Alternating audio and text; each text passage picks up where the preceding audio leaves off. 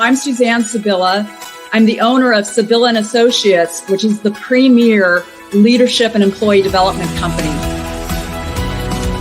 Overcome obstacles, reframe your reality, love life, and have growth goals.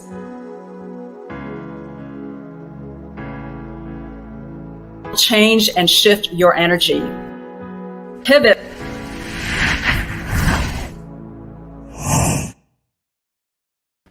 Welcome, everyone. Hi, I'm Suzanne Sibylla, your host of Pivot Now, where we bring on interesting, exciting, and dynamic guests who will share with us their tips, tricks, and life and business hacks to help you pivot in your life. I am so excited to have this guest on our show. She's absolutely phenomenal. You're going to love her. I feel so blessed to know her. So let me tell you her life story. Absolutely amazing. Actually, they made a movie based on her life story. So she grew up in an orphanage with 68 brothers and sisters. Yes, you heard me correct. 68 brothers and sisters. She won a scholarship with the National Mexican League to play basketball in the U.S. However, soon afterwards, she broke her collarbone. Very devastating. But then she traveled with her brothers to Virginia, and a coach there with the University of Charleston recruited her to play basketball for the team. So she goes there to the University of Charleston, and she's also, creating her salsa. And she's giving her salsa to professors there and the students, and they're loving it. They're like, wow, this is so delicious. You can make a business out of it. She's like, I don't know. At that time, it's like, I don't know. Well, anyway, she graduates from the university, and then she couldn't find work. She becomes unemployed. She was out on the streets. She's homeless. And this woman from the university finds her, like she's in the woods. She finds her and she's like, Maggie, what are you doing here? What's going on? She has her living in the dorms. And then people there, she's still with her salsa. She's giving her salsa to the students and the professors there. And they're like, wow, this is so delicious. They actually enter her in a contest. And she wins the contest unanimously. That's when she has this aha moment, like, wow, maybe I can create a business from this. And she does. She creates a business. It becomes lucrative, like skyrockets. She ends up selling her salsa to Walmart, Sam's Club, all these grocery stores. She has over 200 employees, and she eventually sells her business to Campbell's Soup for $231 million. Absolutely amazing. Now she travels all over the world as a keynote speaker, talking about how to overcome adversity and to live to your true potential. Welcome to our show, Maggie Cook. Wow. Welcome, Maggie. Love it so much. Absolutely amazing. Welcome. Yes. Bring on the fire in the hearts. We love it. Oh my gosh. Absolutely amazing story. Absolutely amazing. So tell us, that's so much that you've gone through. So much that you've gone through in your life. And how did you deal with all that adversity to get to where you are now? I think that for me, living in an orphanage in Mexico was more of, because I really believe that we all have two choices, We either look at life in the positive way or hope for something better, or look at life as, life treated me wrong. I'm going to,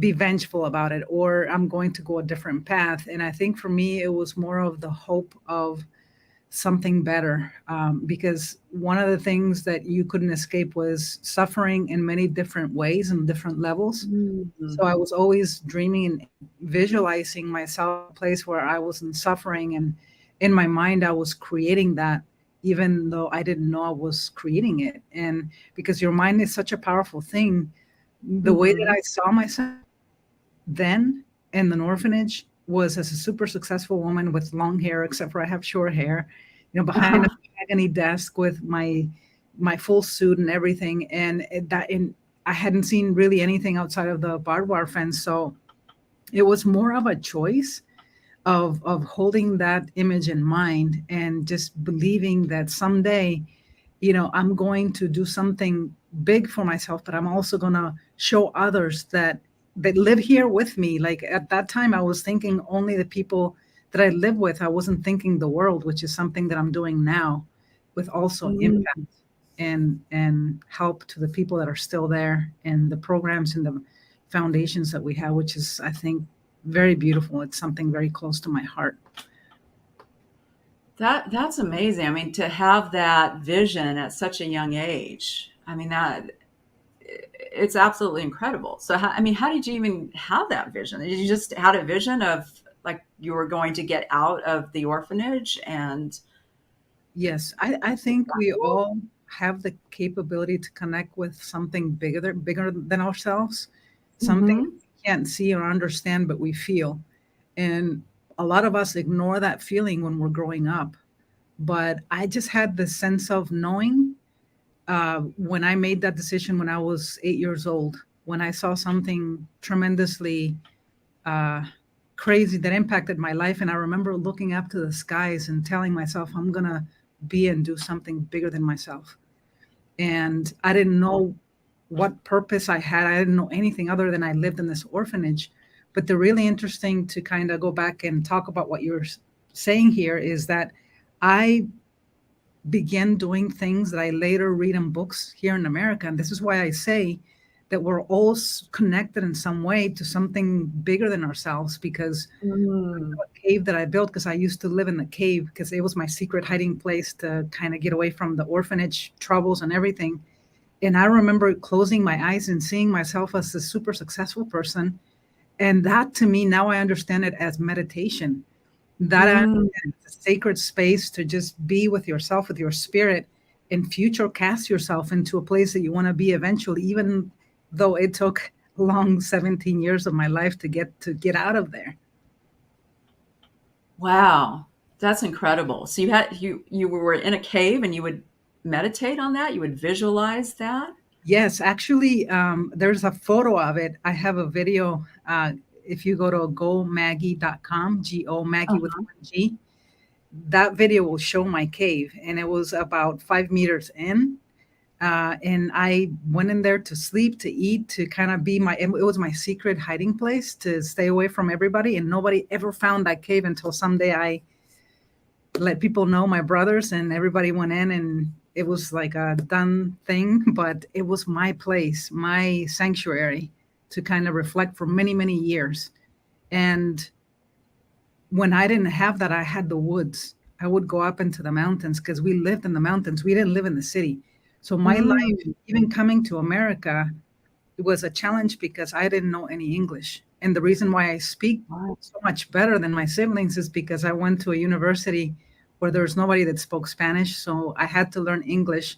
So that was a struggle too, but not only struggle there, but also struggle with the Mexican community because my Spanish was so like peasant, Spanish, so broken and different still to today. Yeah, it was just such an interesting life that I lived, but I really believe that everything always happens for a reason and a purpose. We get to choose which direction we go. So how does one do that? I mean, how does one do that? Like if you're dealing with adversity or challenges in one's life, how do you go about shifting that perspective? Yes. So when you have control of your life, the decisions that you make, you experience less suffering. When you let life control you, you experience more suffering. I'm talking about things that I even practice to this day. The first thing that I do when I wake up, I say my incantation. I have it programmed in my subconscious mind. I wake up with gratitude. And nothing, and I don't pick up my phone. I don't turn on the TV because that to me is letting the outside circumstances, the emotion, the feeling of what's going outside of my world make an impact in my inner world. And so So true. therefore, uh, Mm-hmm. I think choices are so important. Everybody's got them. And Mm-hmm. every choice that everybody's made, including you and I, has led us to this point where we are today. And it's either a really great, you know, path or decision, or really something that we need to stop right now and look at and say, how are we going to change that? What are the decisions that we choose moving forward? So true. I mean, it is so true, right? You can look back on every choice that you've made, and it could be, yeah, like the consequences of those choices, right? Yes. And you can look at it as a positive or negative, but it's the choices that we make on a daily Mhm. basis. So tell Yes. me a little bit more about how you wake up in the morning and like what is your morning routine? I'd love to hear this. Yes. So the moment that I do this before I go to bed and also when I wake up, because there's a lot more scientific studies and research out there talking about how it takes, back then they were saying it takes about 30 days to reprogram your subconscious mind to believe something is true when you tell yourself something. Now they're saying it takes 15 days. So I Mm, really understand the power of uh, saying something with intention and mm, emotion before you go to mhm, bed, even to the point that if you had a problem and you wanted an answer and you ask for the answer with deep emotion and, and intention, when you're sleeping, it comes to you. That's why I keep a little notepad beside my bed, because uh-huh. then I get the answers and I write them. But before I go to bed and when I wake up, I have this incantation that I say, and it's really powerful. And when that happens, I do go through some gratitude and thanking certain people in my life, and then I get up and do uh, I have a different routine every day, from working out to jumping into an infrared sauna to doing an electric taco. It's a Tesla technology that puts all your body into this shock state that kills bad cells and rejuvenates the body and all that. I have a Mm, Jove light that I get in front of. I have a cold plunge at 35-degree that I get in. So all these things and more, but every day I choose what I'm very aligned with, because I'm a person of change. If I did the exact same thing every single day, um, mhm, then it would get boring for me. But my incantation is so strong and so powerful. That's the only thing that I've never changed for a long time, other because my why can change because things happen in life, or my purpose as to what I'm going to focus on for this month, this year changes because life evolves and grows. mhm. Rediscoveries change, but my incantation has not changed. So can you share with us your Yes, incantation? yes. It goes like this: the wealth of the universe is pouring into my life. Its wealth flows through me in cosmic waves of abundance. All my needs, desires, and goals are manifested instantaneously by infinite conscious mind. I am one with everything. I just wake up, the first thing that I do is Wow. smile. Love that. That's like that's on fire. That's on fire, Maggie. Oh my gosh. Yeah, Yes, you can feel that. You can yes, feel that the moment you yes, said that, like yes. manifesting the abundance. Uh-huh.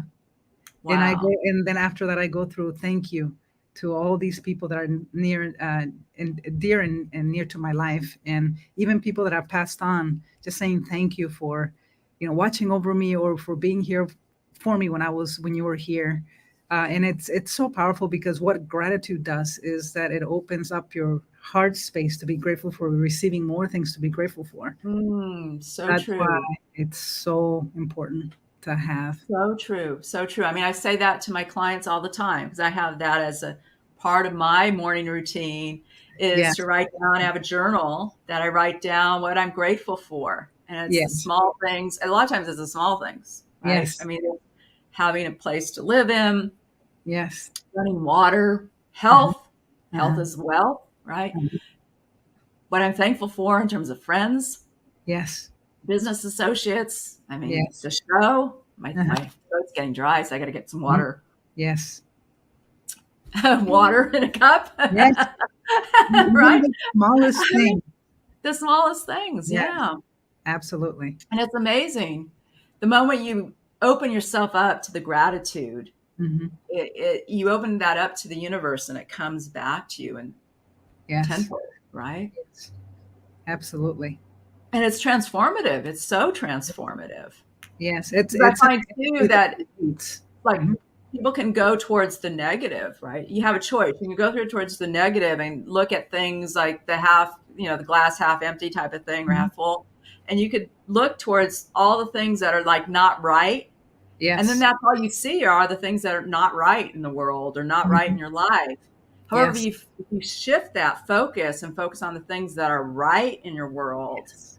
it's amazing. You start seeing more of that coming into existence. Yes. One of the things that goes with what you're saying that I've done for a very long time, and it does really help tremendously, is that when I start feeling overwhelmed or a negative thought comes, I'm able to, because I set the intention to be able to listen to those. When I recognize that, I just go, shh, like you have no Mm. space in my mind right now. What Uh-huh. is the other way? That what's the opposite of that? What's the opposite that I'm looking for? Why am I feeling this way? And another thing that I really ask myself and my body is, what do you need right now? Because Mm. especially if you love working and you're so involved with what you do, we forget to take care of the bare necessities of our body, including hydration, food, breath work, mindfulness. So when you stop and say, okay, your body's struggling, why is it struggling? What do you need? And then give it to you. Mm. And it's so powerful for me. I love that. I really Yes. love that. I mean, that it sounds like you have really a solid routine in place. I mean, that's It, amazing. it's mindfulness and it's intention. And Mm. when you focus on energy flows where attention goes. So Mhm. So my true. intention, my purpose, my why, actually, purpose and why. My why, most more than anything, is to live purposely happy. Love it. Love it. Yes, and that is a reason to live. That gives me meaning to be able to create happiness for myself. Because from what I've been through in the past, I don't want to suffer anymore. Yeah, yeah. So what would you say to people that are in that place right now where they don't know what their purpose is or they don't know what their why is and they're kind of going through life like okay, just ho hum type of thing. Mhm. So What would you say to that? Or that's to a that's that's a really great question, Suzanne.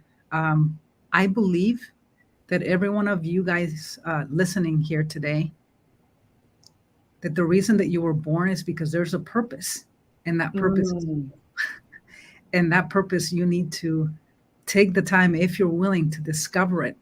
And there's many different ways of discovering this inner purpose. And I will tell you that the best first way to start is by sitting down, make with intention of discovering what that is, and closing your eyes. If you can't close your eyes, just take a piece of notepad and a piece of pen and start writing all the experiences since you can remember from your childhood, of the things mm, that you did that gave you so much joy, that if you did them today, even if you didn't get paid doing them, they would bring you so much joy. And you could narrow it down to 10, 5 to 1, and you figure out what that purpose is. The problem with many people that get to that point, if you can get to that point, because I know you can, is mhm. knowing that I don't have the means, or I don't have the financial means to do this, but you don't have to do that. Keep doing what you're doing, but start incorporating facets of that purpose into your life until it becomes bigger and bigger and it grows. It's like when I started my salsa company, I didn't quit my day job. I grew the salsa company. And then I Mm, was able to generate income that was 10 times more than I was being paid on my day job, to be able to leave that, because that gave me courage and belief to believe in something bigger than myself when I was creating it, that it became that reality that in turn just blew up and became something even bigger. wow, that it's like you're just dropping all these gold nuggets, Maggie. I mean, that's amazing. I mean, really, because you talked about like looking back on your childhood. Because I know a lot of times it's our childhood when we're that. Even if you've had a traumatic childhood or a traumatic upbringing. But a lot of times as a child, that's kind of the level of innocence, if you will, and that Yes. level of spontaneity, that level of joy, or that Yes. inner knowing, if you Mhm. will. And a Yes. lot of times we don't take the time to really reflect on that, Mhm. or to really see that, like Mhm. how it was when we were a kid, right? Mhm. What is it that we enjoyed when we were children? Because a lot of times when we grow up and become adults and work in the adult world, so to speak, Mhm. we end up like, I don't know, like, okay, we, got to work, we got to, raise our family, pay the mortgage and all this stuff. And it's like, it starts to kind of come down on us, so to speak. Right. Yes. And when we start to reflect, like on childhood, like what it was that we were really joyful about, Mhm. we could get back to what our purpose is and our why. In Mhm. fact, I have this picture of myself when I was a kid. Like this is, I don't know if people can see it, Uh-huh. but it's when I was like 11 years old. Uh-huh. And I was like so into like theater and acting and creative, Uh-huh. being creative. Yes. And that always reminds me of like just bringing that out, like Mhm. bringing that out, right? Mhm. And impacting other You know, people as well. and this is huge, Suzanne, because people don't realize that for all of you guys that are living on purpose and feeling like you're on purpose, just think about it, because that has to do with something that happened that even if it's a little bit different that you experienced in your childhood, but in that you followed your heart with. Because what I'm doing now, I'm speaking internationally all over the world, and I'm a performer, I'm a presenter. And I remember when I was a child, it wasn't salsa, right? That I was Uh-huh. the thing that I was doing. No, that just happened to be something that showed up that helped me escalate to the next level. But I remember Mm. being a little performer. I loved speaking, like doing poetry, being on a stage. Well, I didn't absolutely love it because I was so afraid of how do you call it, nervousness of speaking in public. But I Uh-huh. Stage like fright. Mhm. saw myself as a superhero. I was performing a superhero, or being dreamy and all these things. And it's exactly the same, different, a little bit different than what I'm doing now, and it's part of that alignment. And I think that I know that gives me confirmation that I'm on purpose, because I am Wow. making an impact also. And that's one of the things that I saw, visualizing that I would touch millions of lives. That's incredible. Wow. That's so incredible. Well, we're going to hear more about you and when we want to hear more tips and give us more techniques after our commercial break. Hi, I'm Kelly Melissa Reinhart, host of Make Mental Health Matter. Join me on Mondays at 11 a.m. and Wednesdays at 7 p.m. Mountain Standard Time on the Achieve TV network right here on E360 TV.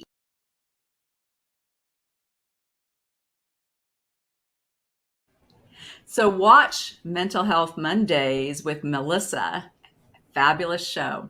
And welcome back to our show with Maggie Cook. And yeah, we want to hear more about, how you built this company. That is so amazing how you built a company and sell it to Campbell's Soup for $231 million. How did you even know how to do this? It's just, Well, it's phenomenal. yes, I didn't know that that was going to be the direction that my life was going to take, but I saw an opportunity and it came and I grabbed it. And Mm. if you would have asked me 20 years ago if I'd be making salsa for a living when I did it, I'd be like, no, you're crazy. What are you talking about? Uh-huh. Part of the reason why I embarked on that journey was because my caregiver told me that I would never amount to anything, that I would die in prison and with AIDS. And Oh, so wow. they were exactly his words, and they were so powerful. And so I set on a journey to say to myself that I'm going to do whatever it takes, no matter what happens, whatever gets in front of me. I'm going to take the opportunities and prove him wrong. So Mm. my purpose was actually based on fear that if I would fail to prove him that he was right. But one of the things that I always like to say, and I hope that you're listening, is that when your purpose is based on fear, you only go so far. Mm. That's when I had the rediscoveries with my life. And that's the reason why I started my salsa company after I won this contest for the state of West Virginia. I knew nothing about business. As a matter of fact, I only took one business class in college. Oh, really? Yeah, Google was my main research source. I was just, figuring out, because I couldn't even get help from the Small Business Administration. I was helping them more than they could help me, because I was just so much into researching how to make this actually happen. And it was, baby steps. I started with making gallon batches of salsa, selling it to friends, making a long list of stores to call, hundreds of them from the smallest to the largest, getting rejected so many times, having people, my friends telling me, what are you doing? You're not making any money. You should just quit. Even local food manufacturers telling me, when I asked how they got their products into the stores, and they would tell me, it took us 6 years. You're nobody. Nobody's going to listen to you. And the courage to know that I had won this salsa contest and people wanted the products. They just hadn't tried this fresh salsa back then. There was not many. And so I just held that in mind, like, people just need to try it. I remember taking that list of stores and flipping it upside down. So now at the top of the line was the largest organic supermarket in the United States, which is Whole Foods. And I remember calling them, and I was so afraid of calling them because I've never done cold calls before. And I was like, I hope they don't answer. I hope they don't answer. And I remember calling and saying, hey, my name is, they didn't answer. So I was like, yes. My name is Maria Magdalena de la Cruz Garcia. I have an awesome pico de gallo de salsa. I think you guys would love it. And I hang up.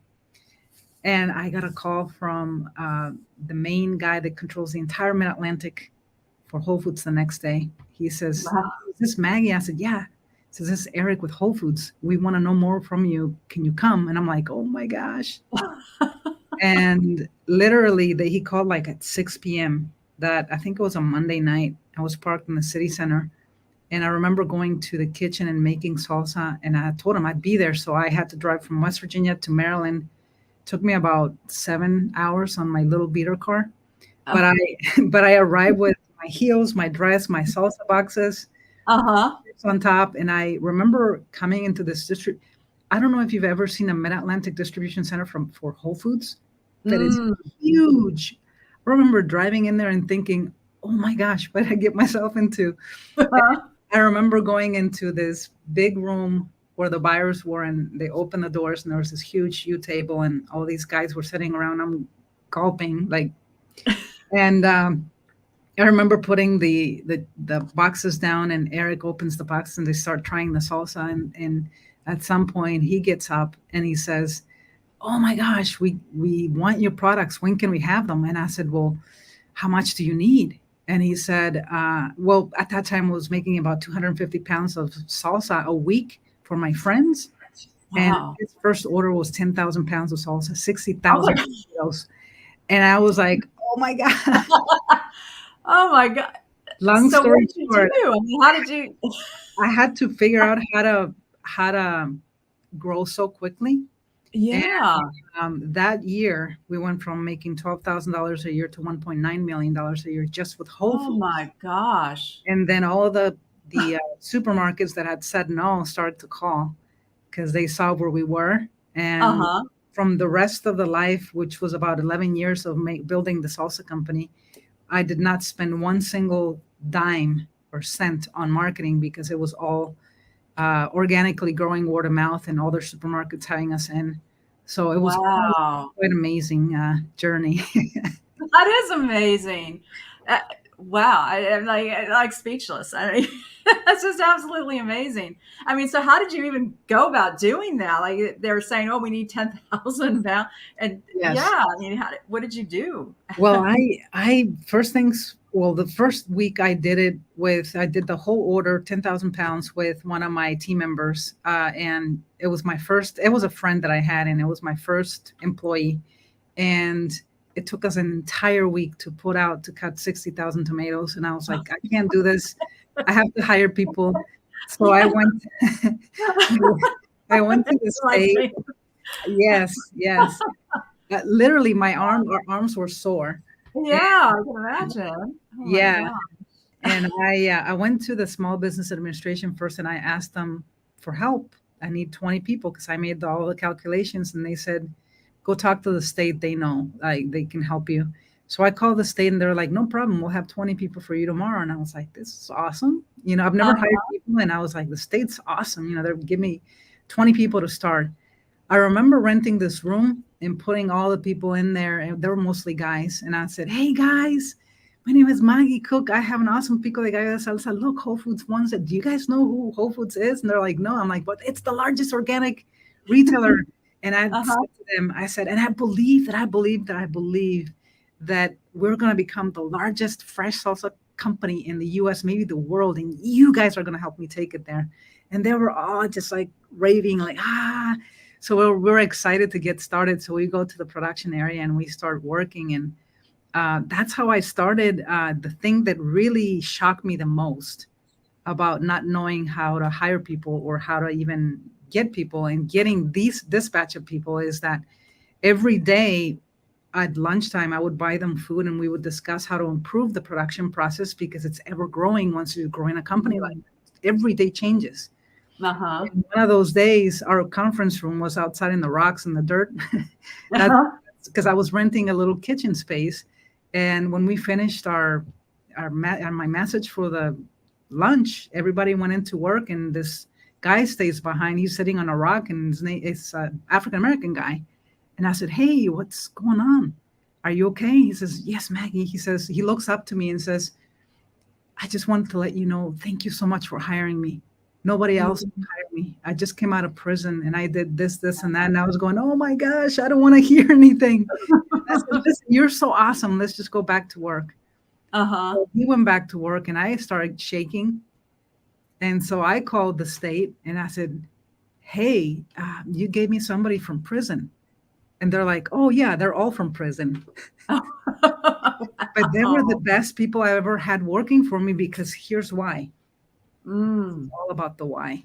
I sold them into my why on that first meeting, and I inspired them throughout the journey that it didn't matter their background, it didn't matter who they were. As a matter of fact, they were very hungry to work because nobody would hire them.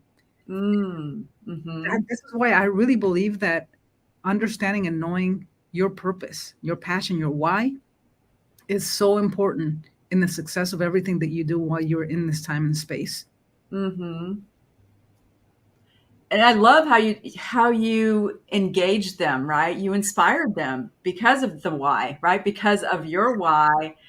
And you said, yeah, this is going to be world renowned, the whole, salsa business, and you're going to be a part of this. Yes. Like that is so engaging for people, right? And they're like, as an employee, like, wow, I'm a part of something bigger. Yes. That's so, like I said, so inspiring, so motivating.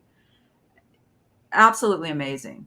I mean, that you knew how to do that. I don't know. That's just, it's just crazy. Like, wow, how did you go about even knowing how to do that? I mean, it's like, I guess a gut level feel. I don't know. Yes. But most of everything, I would say 90% of businesses got intuition.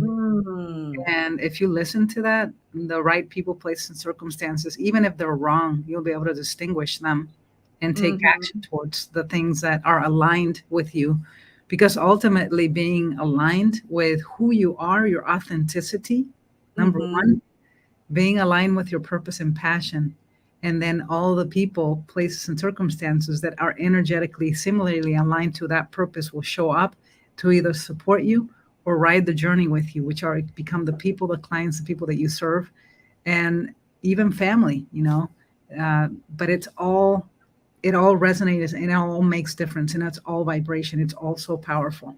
And I know that because I lived it and I've created success following those formulas.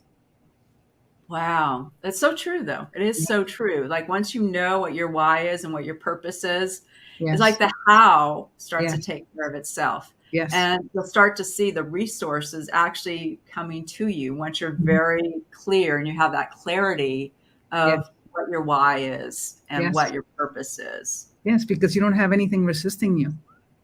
The moment that you let go of the things that are stopping you or the blocks or anything, sometimes we don't know what those are. And we have to discover what that is, do some inner work, whichever way that you prefer to do that, because so I coach people in business, and I've done it for a long time. And 9 times out of 10, if they have an issue in business, they're not able to scale or something's happening. It has to do with 9 times out of 10 with something that they're blocked with in life, like personal. And when we can figure that out, everything kind of like the floodgates just open. It's about identifying, releasing, and opening yourself to that which is that you want to have in your life. But you have to believe that you can have it. You have to be aligned. And it starts when it starts feeling good, that you're flowing in the right direction. So true. So how do you go about identifying that? Like if you're in this part where you're in a business, right? Many of our viewers are, and they want to scale up and like they want to level up. And like you said, 9 out of 10 people, it's because they have a block. How do you go about identifying those blocks? A lot of times you don't know what those blocks are because you're so used to looking at things this way, your way. So in every case is different. You need to bring somebody in to be able to look from the outside in to see the things that you're not able to see. And if you want to try to do this on your own, you can. I have several questionnaires that I give my clients. It's about writing down every story that you've experienced and what you had to overcome. And some of that's just one small part of it. But in some of those stories, things begin to show up that you can see as patterns as they continue to fill out the questionnaire, that I can pick up on those and be able to talk about those. And then the realizations, the ahas, oh my gosh, that's something that I'm experiencing. And it turns out with tears, it turns out, many different things, because there are stuck emotions that haven't been able to see, but because we're so used to living life a certain way. So you definitely, I recommend that you work with someone that you really love and trust to help you see the things that you're not seeing, because, I need somebody to do that for me, because I can't, if I'm like this, and even though I'm mindful and I can, sometimes some things come to me and I'm able to go through them myself, but other things I have to have people from the outside telling me, helping me how to do that. So true. So true. Having a coach and a community too, I find to be so beneficial and so helpful, right? Yes. It's like to level up, to get to the next level. Yes. You need that, right? We all need it. Yes. Yeah, so true. Well, we're going to take another commercial break and we'll come right back. Hi, this is Ken D. Foster, the host of the Voices of Courage show. Join us live on Wednesdays at 11 a.m. Pacific, where we help you see the unseeable, know the unknowable, and do the impossible on E360 TV.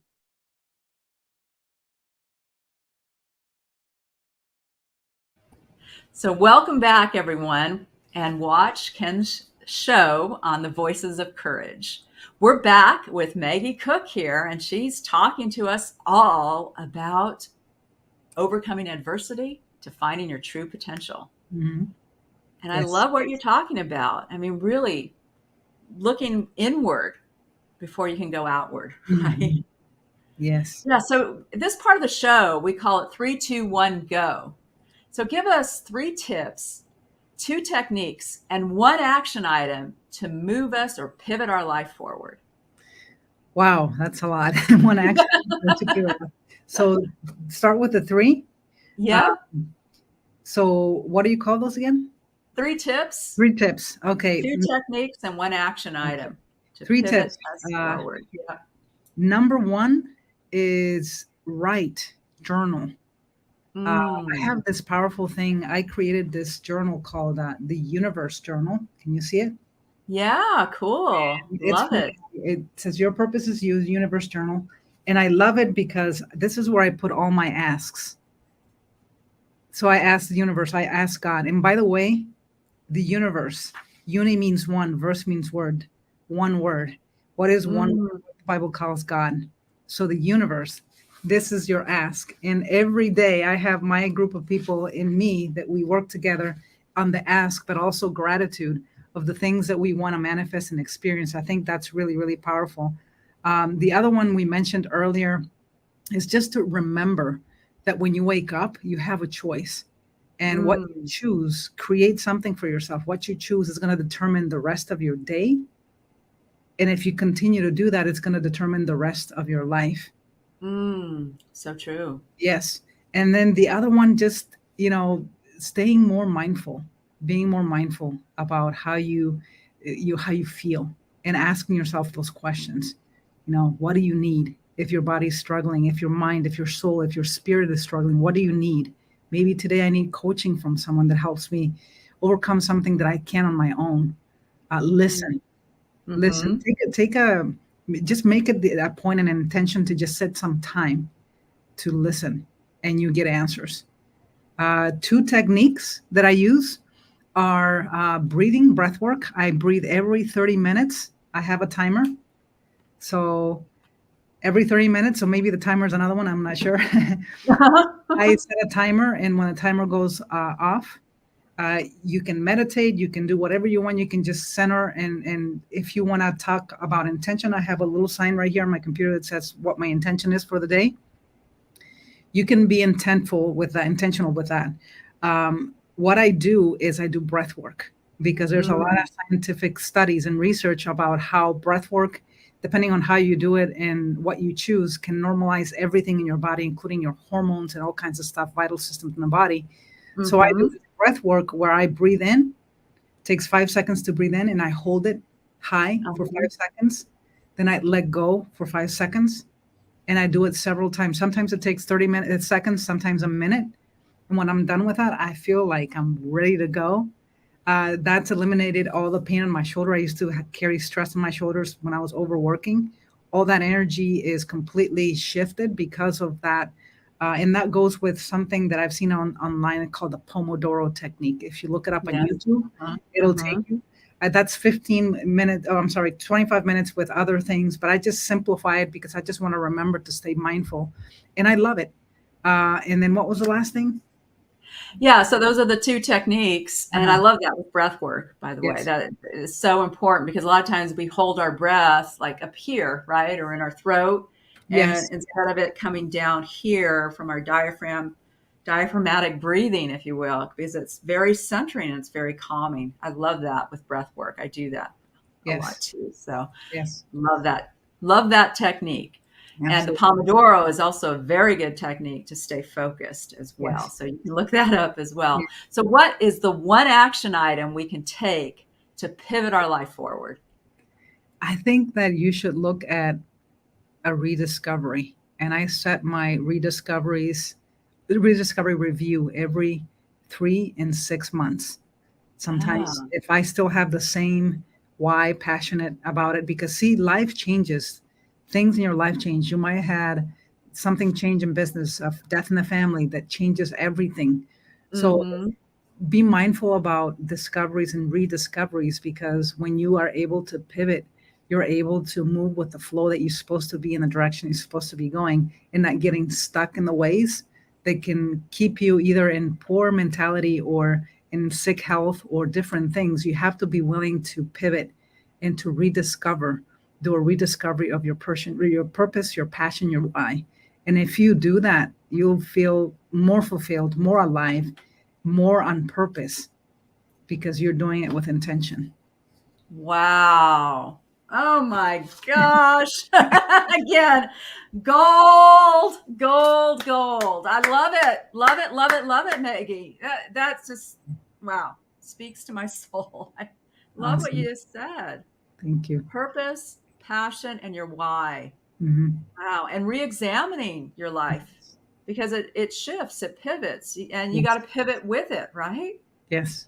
Like who knew we were going to go through a pandemic, right? A worldwide pandemic that was going to shut down everything, right? No one expected this. No one. Yeah. It was all like a shock to everyone, right? We all had to pivot through it. Yes. And those that could pivot through it became even more successful, if you will, right? And made a bigger impact. Yes. I remember Tony Robbins was saying that because he does a lot of these, what he calls Unleash the Power Within workshops, where he has, 5,000 people in person. Mhm. And at that point in time, he's like, I don't know what to do. Right? He had to pivot, amazingly pivot. And he did. And then he created this where now there's like millions of people virtually, Yes. and it actually he's doing much better. Yes. He's making a bigger impact. Mhm. So like having to re-look at how you do things. I know I had to pivot myself when the pandemic hit. It's like, because I had all these things that were in person, workshops, training sessions that were all in person, coaching that was in person. And when the pandemic hit, I was like, oh my gosh, what am I going to do now? Right? Major pivot to do everything online. And it's all worked out well. Yes. Right. I love that. I love that. Mm-hmm. Fantastic. So again, we want to know more. Where can we find you? This has just been so fabulous. I love it. Love it so much. Where can we find you and how can we connect with you, Maggie? Yes, my website, MaggieCook.com, Maggie with one G, COOK.com is my website. You can find everything about me there, connections to social media, anything and everything that I'm doing through that website. That sounds great. And what are you doing now? Because I know you're speaking on stages, you're international. I mean, you do keynote addresses. So tell us a little bit about that. Yes. And we find you there too. Yes, yes, yes. Attend one of your sessions. Yes, absolutely. I started speaking many, many years ago. And then when I sold my company, I found that you could get paid to speak. So my first ask was for $1,000 for a gig, and I didn't get it. And I realized that I needed to be set up correctly. And since then, I've scaled tremendously. Each talk is numerous amount of money, because of the experience and everything and the being set up in the back end and the experience of building something amazing. So now I'm helping other women do the same. I'm teaching them how to get set up in the back end, and also with your, speaker reel, story video, website, and crafting their talks. And I'm seeing their tremendous success also, and their struggle, just like me, where I was, and the scaling that they've been able to do with their business. And I love it because one of my whys for business is to use my voice to create an impact through inspiration. And now I'm helping other women use their voice so they can make an impact through inspiration. Now I'm creating a ripple effect, and I love what I do. And I love that. Yeah, so it's so fantastic what you're doing in terms of coaching other women entrepreneurs that want to do speaking. Yes. And Maggie is fabulous. So if you want to do public speaking and you want to do keynote addresses, Maggie is your person. Maggie is your coach. She's absolutely amazing. You can see her now, right? She's absolutely amazing. And she's humble about it, but she's making like $60,000 and up for one speaking engagement, like a half-hour speaking engagement, folks. Okay, so she knows what she's doing. So if you want a coach that knows speaking and knows keynote addresses, Maggie is your coach. So contact Maggie. Okay, everyone, contact Maggie. Well, I appreciate you so much, Maggie, for coming on our show. You've just dropped so much gold nuggets. We got to give you the hearts and the fire. We thank you so much. So appreciative of you. And we'll have this recording on our Pivot Now show and all the contact information to connect with you as well. So thanks again. And for all of our viewers, we appreciate you as much. And we want you to continue watching our show every Tuesday, 10 o'clock Pacific time, 1 o'clock Eastern time. Live life abundantly. Pivot now. Yes. Change and shift your energy. Pivot